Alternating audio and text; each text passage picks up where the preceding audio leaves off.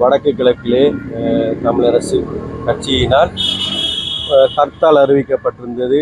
அந்த அடிப்படையிலே இன்றைய தினம் மட்டக்களப்பு நகர் பகுதியிலே காலை 10 மணிக்கு பிற்பதுதான் வழமையாக கடைகள் திறக்கப்படுகின்றது. ஆனாலும் ஒரு சில இடங்களில் கடைகள் திறக்கப்படாமல் மூடப்பட்டிருப்பதை தமிழரசு கட்சியின் முதல்வர், மட்டக்களப்பு மாநகர சபையின் முதல்வர் அவர்கள் அந்த கடைகளை ஒரு சில கடைகள் திறக்கப்பட்டிருந்தும் அந்த கடைகளுக்கு நேரடியாக சென்று அந்த கடைகளை மூடுமாறு அவர்களை பணித்திருந்தார். அதை அடக்குமுறை ரீதியாக அவர் செயற்பட்டிருப்பதாக வர்த்தக சங்கத்தினரும் அதே நேரம் அந்த கடை உரிமையாளர்களும் குறிப்பிட்டிருந்தார்கள்.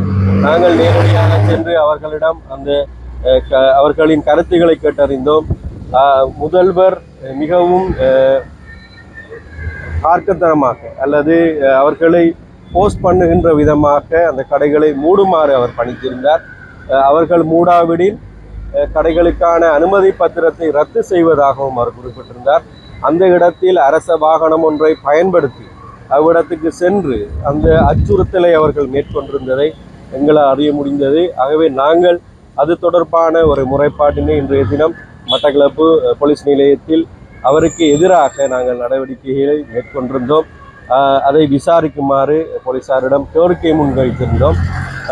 இவ்விடயம் இது ஒரு தனிப்பட்ட அல்லது ஒரு கட்சி சார்ந்த ஒரு ஹர்த்தாலாக இது குறிப்பிடக்கொள்ள முடியும். அவை இப்படிப்பட்ட மக்களை அச்சுறுத்தி அல்லது வர்த்தகர்களை அச்சுறுத்தி இப்படிப்பட்ட செயற்பாடுகளை ஈடுபடுத்துவது என்பது உண்மையிலே கவலைக்குரிய விடயம்.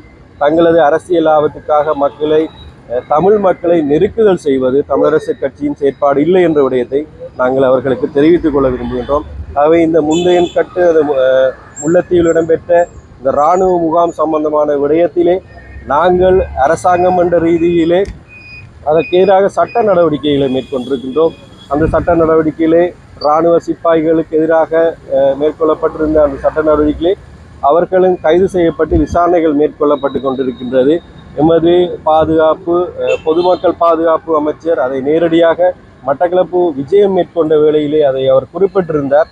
அரசாங்கம் என்ற ரீதியிலே நாங்கள் சட்டத்தை சரியான முறையில் நடைமுறைப்படுத்தி கொண்டிருக்கின்றோம். ஆகவே சட்டம் யாருக்கும் பொதுவாக சமனாகத்தான் நாங்கள் கையாண்டு கொண்டிருக்கின்றோம். இதை தமிழரசு கட்சியினர் தவறாக மக்கள் மத்தியிலே பிழையாக வழிநடத்தி கொண்டிருக்கின்றார்கள். மக்கள் இதை சரியாக புரிந்து கொண்டு மீண்டும் தங்களது சுய வாழ்வுக்கு சுய செயற்பாட்டுக்கு திரும்பி இருக்கின்றார்கள். ஆகவே மீண்டும் இப்படியான செயற்பாடுகளை ஈடுபட வேண்டாம் என்பதை நாங்கள் பொதுவாக கேட்டுக்கொள்கின்றோம். மக்களை குழப்புகின்ற அவர்களை இயல்பு வாழ்க்கையை குழப்புகின்ற செயற்பாடுகளை மீண்டும் இந்த வடக்கு கிழக்கில் ஈடுபடுத்த வேண்டாம் என்று குறிப்பிட்டு கொள்ள விரும்புகிறேன். மனிதருக்கும் என்னென்னு சொன்னால் இன்றைக்கு காலையிலிருந்து மட்டக்களப்பு மாவட்டத்தில் இருக்கிற கடையில் மேயர் இன்றைக்கு தன்னிச்சையாக தன்னை விருப்பத்துக்கு மத்தியில் ஒவ்வொரு கடையாக போய் மூடும்படி பணித்திருந்தார். அப்போ இது சம்பந்தமாக நாங்கள் மேயர்கிட்ட வினாவினோம், என்னத்துக்காக மூடுறீங்க அப்படின்னு சொல்லி. மேயர் எதுவித ஒரு தெளிவுத்தன்மையும் இல்லாமல் அந்த இடத்துல இருந்து பகிரங்கமாக வெளியேறினார்.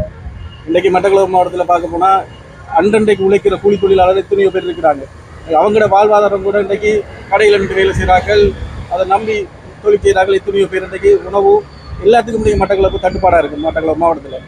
எனவே இப்படியான செயற்பாடுகளை தவிர்த்து கொண்டு மக்கள் சார்ந்த நடவடிக்கைகளில் மேயர் ஈடுபடணும் தான் எங்களோட விருப்பம். இன்றைக்கி செம்மணியாக இருக்கட்டும், எத்தனையோ தீர்மானங்கள் கொண்டு வந்த நேரம் நாங்கள் மட்டக்களப்பு மாநகர சபை என்ற இதில் அனைத்தையும் தமிழ் மக்களுக்கு நடந்த அநீதிகள் அனைத்துக்குமே நாங்கள் சேர்ந்து மட்டக்களப்பு மாநகர சபையில் வேலை செய்தாங்க. ஆனால் இப்படியான தனிப்பட்ட விதமான கட்சி ரீதியில் இவங்க செயற்படுறது ஆரோக்கியமான ஒரு மாநகர சபையை ஒன்று நடத்துறதுக்கு கஷ்டமாக இருக்குது. எனவே மேயருக்கு நாங்கள் கேட்டுக்கொள்வது சொன்னால் கட்சி சார்ந்த அரசியலை விட்டு மக்கள் சார்ந்த அரசியலை செய்யுமாறு தாழ்மையுடன் கேட்டுக்கொள்கிறோம்.